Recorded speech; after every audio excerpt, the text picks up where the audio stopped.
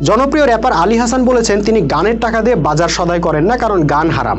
তবে তিনি গানের টাকা দিয়ে 3 তলা বাড়ি করতেছেন। যেটার হারাম হারামি, যেটা হালাল ওইটা হালালি। আমার অটোর বিজনেসের টাকা আমার হালাল, আমি ওই টাকা আমার বাজার সদাই করি। আর মিডিয়ার জগতের টাকা দিয়ে আমি ধরেন বিল্ডিং খিচেই 3 তলা বানাইতেছি। কথা বলছেন। এখন ওই বাড়ি হারাম হবে কিনা সেটা ভিন্ন আলোচনা, ওই আলোচনায় আমি যাব না। আমার প্রশ্ন হলো অন্য জায়গায়। আমি অত্যন্ত সম্মানের সাথে জনাব আলী হাসান ভাইকে যে 2টো প্রশ্ন রাখতে চাই তা হলো, 1, গান যদি হারাম হয় তাহলে নবীজি কেন গান শুনতেন? 2, বাদ্যযন্ত্র যদি হারাম হয় নবীজি কেন দফ বাজানোর নির্দেশ দিতেন? আলী ভাই, আপনি ইচ্ছা হলে গান গাইবেন, ইচ্ছা না হলে গাইবেন না, সেটা আপনার একান্তই ব্যক্তিগত অধিকার। কিন্তু গানকে হারাম বলে রায় দিয়ে দিলেন, কিসের ভিত্তিতে বললেন? কোরআনে পেয়েছেন এমন কোনো কথা, নাকি হুজুরদের ফতোয়া শুনে বলছেন? ভাই, হুজুররা কিন্তু একসময় ইংরেজি শিক্ষাকে হারাম বলতেন, এখন নিজেরা ওয়াজ মাহফিলে ইংরেজি বলেন, ক্যাডেট মাদ্রাসা বানান। কাজে তাদের কথা চোখ বুজে বিশ্বাস করার আগে নিজেও একটু যাচাই করা উচিত ছিল আসলেই গান বাজনা নিয়ে ইসলামের অবস্থান কি। আজকের ভিডিওতে আমরা সেটাই জানার চেষ্টা করব ইনশাল্লাহ। আশা করি দর্শকরা ভিডিওটা শেষ পর্যন্ত দেখবেন। বন্ধুরা, আপনারা পুরো কোরআনে একটা আয়াতও পাবেন না যেখানে আল্লাহ গান বাদ্যকে হারাম করেছেন।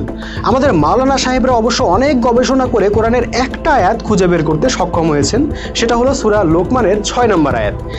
সেখানে আল্লাহ বলেছেন, মানুষের মধ্যে কেউ কেউ আল্লাহর পথ থেকে বিচ্যুত করার জন্য লাহুয়াল হাদিস কিনে নেয়।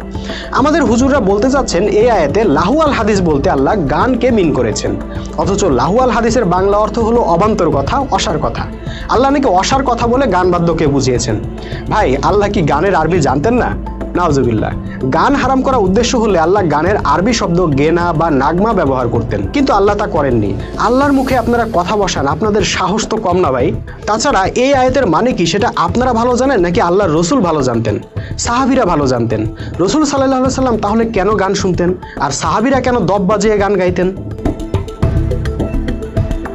প্রথমত আপনাকে মনে রাখতে হবে রসুল সাল্লাল্লাহু আলাইহি সাল্লাম কে ছিলেন।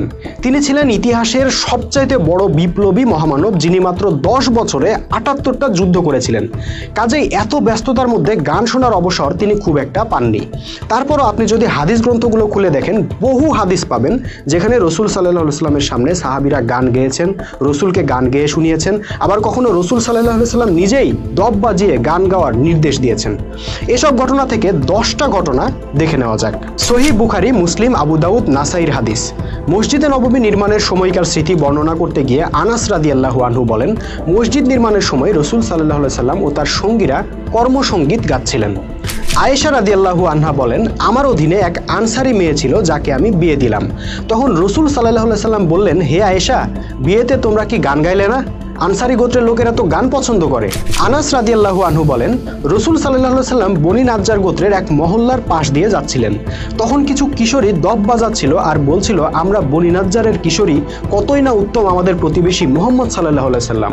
অতঃপর নবীজি সাল্লাল্লাহু আলাইহি সাল্লাম বললেন, আল্লাহ জানেন আমার হৃদয়ে তোমাদের প্রতি কতটা ভালোবাসা। আয়েশা রাদিয়াল্লাহু আনহা থেকে বর্ণিত হাদিস, রাসূলুল্লাহ সাল্লাল্লাহু আলাইহি সাল্লাম বলেছেন, তোমরা প্রকাশ্যে ঘোষণার মাধ্যমে মসজিদে বিয়ে সম্পন্ন করো এবং তাতে দফ বাজাও। আরেক হাদিসে রসুল সাল্লাল্লাহু আলাইহি সাল্লাম বলেন, বিয়েতে হারাম ও হালালের পার্থক্য হলো দপ বাজানো ও ঘোষণা দেওয়া। এই হাদিস থেকে বোঝা যায় দপ বাজানো বা ঢোল বাজানো ছাড়া বিয়েই হালাল হয় না। রসুল সাল্লাল্লাহু আলাইহি সাল্লাম কোনো এক যুদ্ধাভিযানে যান। তিনি ফিরে এলে এক কৃষ্ণাঙ্গ মেয়ে এসে বলে, হে আল্লাহ রসুল, আমি মানত করেছিলাম যে আপনাকে আল্লাহ তাআলা সহি সালামতে ফিরিয়ে আনলে আপনার সম্মুখে আমি দপ বাজাবো এবং গান করব। রসুল সাল্লাল্লাহু আলাইহি সাল্লাম তাকে বললেন, যদি মানত করে থাকো তাহলে বাজাও। রুবাই রাদিয়াল্লাহু আনহু বলেন, আমার বাসর রাতে রসুল সাল্লাল্লাহু আলাইহি সাল্লাম এসে আমার বিছানায় এমনভাবে বসলেন যেমনটা তুমি বসে আছো। অতঃপর কয়েকটা বালিকা তাদের দপ বাজিয়ে বদর যুদ্ধে শহীদ আমার পিতা ও চাচার সুনাম করছিল। এক পর্যায়ে একটি বালিকা বলল, আমাদের মাঝে এমন একজন নবী রয়েছেন যিনি জানেন আগামীকাল কি হবে। একথা শুনে রাসূলুল্লাহ বললেন, এই কথাটা বর্জন করো, বরং আগে যা বলছিলে তাই বলো। কায়েস বিন সাদ রাদিয়াল্লাহু আনহু বলেন, রসুল সাল্লাল্লাহু আলাইহি সাল্লামের জামানায় যা কিছু ঘটেছে তা আমি দেখেছি।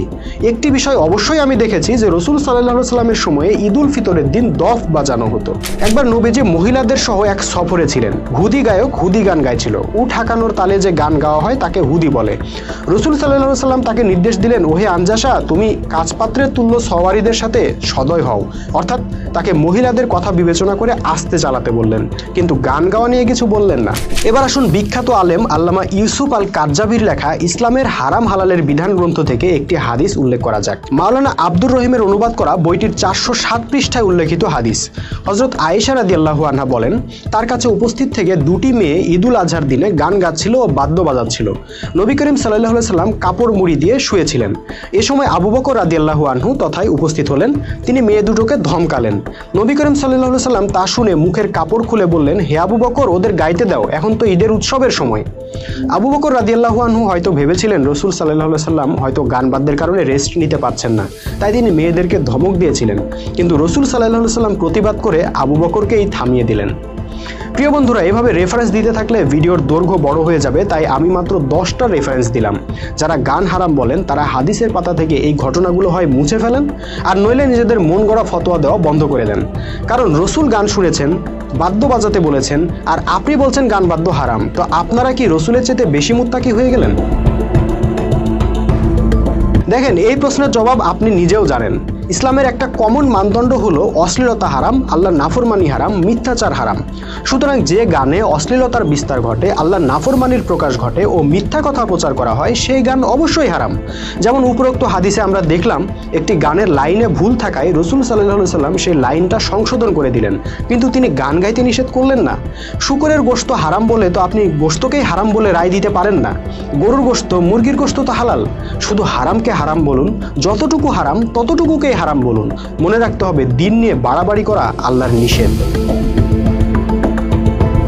এই পর্যায়ে আমরা গান বাদ্য নিয়ে কিছু প্রচলিত ভুল ধারণার খণ্ডন করব। যেমন অনেকে মনে করেন গান হারাম, তবে ইসলামী গান হারাম না। ভাই, ইসলামী গান মানে যদি আপনি কেবল হামদ নাত বুঝিয়ে থাকেন তাহলে কিন্তু ভুল হবে। কারণ যে গানে হারাম উপাদান নাই সেটাই ইসলামী গান, ইসলাম সম্মত গান। এই যে র্যাপার আলী হাসান তার গানে গানে বাজারের দ্রব্যমূল্যের ঊর্ধ্বগতি ও ব্যবসার পরিস্থিতি তুলে ধরেছিলেন, সেটা কি অনইসলামিক গান? মোটেও না, কারণ এই গানে না ছিল অশ্লীলতা, না ছিল আল্লাহর নাফরমানি। আবার অনেকে বলেন রাসূল সাল্লাল্লাহু আলাইহি সাল্লাম যেহেতু দফ বাজাতে বলেছেন, কাজে দফ হালাল, কিন্তু অন্যান্য বাদ্যযন্ত্র হারাম। আচ্ছা, দফ যদি হালাল হয় তাহলে অন্যান্য বাদ্যযন্ত্র কি দোষ করলো একটু বলেন তো? বাদ্যযন্ত্র তো একটা যন্ত্র মাত্র, এগুলো আবার হারাম হালাল হয় কেমনে? একটা চাকু যখন ছিনতাইকারীর হাতে পড়ে তখন সে মানুষকে জখম করে, আবার যখন ডাক্তারের হাতে পড়ে ডাক্তার রোগীর জীবন বাঁচায়। চাকুকে কি হারাম বলা যায়? 1400 বছর আগে আজকের মতো আধুনিক বাদ্যযন্ত্রের আবিষ্কার হয় নাই, তখন সহজলভ্য বাদ্যযন্ত্র বলতেই ছিল দফ। কাজে সাহাবীরা সেটাই ব্যবহার করেছেন। এই যুগে আপনি এই যুগের বাদ্যযন্ত্র ব্যবহার করবেন, অসুবিধা কি? সাহাবীরা উটের পিঠে চলাফেরা করতেন বিধায় কি আপনি বলবেন কেবল উটের পিঠে চড়া হালাল আর বাস ট্রেনে চলাচল করা হারাম? কেউ কেউ আবার একথাও বলেন হাদিসে কিশোরীদের গান গাওয়ার কথা আছে, কাজে বড়দের গান হারাম। ভাই, রাসূল সাল্লাল্লাহু আলাইহি সাল্লাম নিজে গান শুনেছেন, তিনি তো প্রাপ্তবয়স্ক ছিলেন। যে কাজ অন্যদের জন্য হারাম সেটা কি রাসূল সাল্লাল্লাহু আলাইহি সাল্লাম নিজে করতে পারেন? নাউজুবিল্লাহ। এছাড়া গান হারামের দলিল হিসেবে জাল হাদিসও তুলে ধরা হয়। যেমন এক হাদিসে পাওয়া যায় রাসূল সাল্লাল্লাহু আলাইহি সাল্লাম বাঁশির আওয়াজ শুনে কানে আঙ্গুল দিয়েছিলেন। বাঁশির আওয়াজ দূরে চলে গেলে তিনি কানের আঙ্গুল সরান। এই হাদিসের দুটি ব্যাখ্যা হতে পারে। নিশ্চয়ই সেই বাঁশির আওয়াজে প্রচণ্ড শব্দদূষণ হচ্ছিল বিধায় রাসূল সাল্লাল্লাহু আলাইহি সাল্লাম স্বাস্থ্যগত কারণে কানে আঙ্গুল দিয়ে রেখেছিলেন। অথবা এই হাদিসটি একটা জাল হাদিস, কারণ রাসূল সাল্লাল্লাহু আলাইহি সাল্লাম ছিলেন রাষ্ট্রীয় কর্তৃপক্ষ। কোনো ব্যক্তি প্রকাশ্যে হারাম কাজ চালিয়ে যাচ্ছেন আর রাসূল সাল্লাল্লাহু আলাইহি সাল্লাম তাকে না থামিয়ে, তার শাস্তি বিধান না করে উল্টো নিজেই কানে আঙ্গুল দিয়ে দাঁড়িয়ে থাকছেন, এটা রাসূলুল্লাহর শানের সঙ্গে, চরিত্রের সঙ্গে ও দায়িত্বের সঙ্গে যায় না। যিনি শিরক কুফরের বিরুদ্ধে জীবন বাজি রেখে যুদ্ধ চালিয়ে যাচ্ছেন, তিনি সামান্য বাঁশির আওয়াজকে প্রতিহত করতে পারছেন না, এটা কি যুক্তিসঙ্গত? আমি জানি মুসলমানদের মধ্যে এমনও মানুষ আছেন যারা এই ভিডিওটা দেখে মন্তব্য করবেন, ভাই যদি হালালও হয় তারপরও কি দরকার গান বাজনার? গান না শুনে একটু কুরআন তেলাওয়াত করলেও তো সওয়াব হয়। মানুষকে গান বাজনা করানোর জন্য আপনি এত উঠে পড়ে লেগেছেন কেন? তাদের জবাবে আমি শুধু এতটুকুই বলবো, ভাই মানুষ শুধু দেহ না, তার একটা আত্মাও আছে। এরা গরু ছাগল না যে শুধু আহার বিহার আর দৈহিক ভোগ নিয়ে ব্যস্ত থাকবে। তার আত্মারও খোরাক দরকার, চিত্ত বিনোদনের ব্যবস্থা দরকার। মানুষের সাংস্কৃতিক জীবনকে আপনি চাইলেই অস্বীকার করতে পারবেন না ভাই। মানুষের মনকে আল্লাহ শিল্প, সংস্কৃতি, সঙ্গীতের অনুরাগী করে সৃষ্টি করেছেন। গান না শুনে, সিনেমা না দেখে, নাটক না দেখে, উপন্যাস না পড়ে, ছবি না এঁকে, কেবল ওয়াজ শুনে হয়তো আপনি আপনার জীবন পার করে দিতে পারবেন, কিন্তু আপনার সন্তানরা কি পারবে? তার সন্তানরা কি পারবে? পারবে না। তারা চিত্ত বিনোদনের জন্য ইন্টারনেটে যাবে, টেলিভিশন দেখবে, মোবাইল ফোন হাতে নেবে, আর সেখানে পাবে শুধুই অশ্লীল সিনেমা, অশ্লীল গান, অশ্লীল কন্টেন্ট। ভালো কিছুই পাবে না, কারণ আপনারা ইসলামী মাইন্ডের লোকজন কালচারাল অঙ্গনকে ত্যাগ করেছেন, কালচারাল অঙ্গনকে তুলে দিয়েছেন ধর্মহীনদের হাতে। এখন তারা বিনোদনের নামে অশ্লীলতার প্রসার ঘটাচ্ছে, আর আপনার সন্তানরা সেই অশ্লীলতায় ভেসে যাচ্ছে। কিন্তু আপনি যদি মানব প্রবৃত্তিকে অস্বীকার না করে শিল্প, সংস্কৃতি, সাহিত্যের এমন পরিবেশ তৈরি করতে পারতেন যেখানে গান থাকবে, বাদ্য থাকবে, সিনেমা থাকবে, সাহিত্য থাকবে, আর্ট থাকবে, সব থাকবে, কিন্তু অশ্লীলতা থাকবে না, মিথ্যাচার থাকবে না, শিরক কুফর থাকবে না, তাহলে আপনার বংশধর একটা নিরাপদ কালচারাল পরিবেশ পেত। তাকে বিনোদনের জন্য অশ্লীল জিনিস দেখতে হতো না।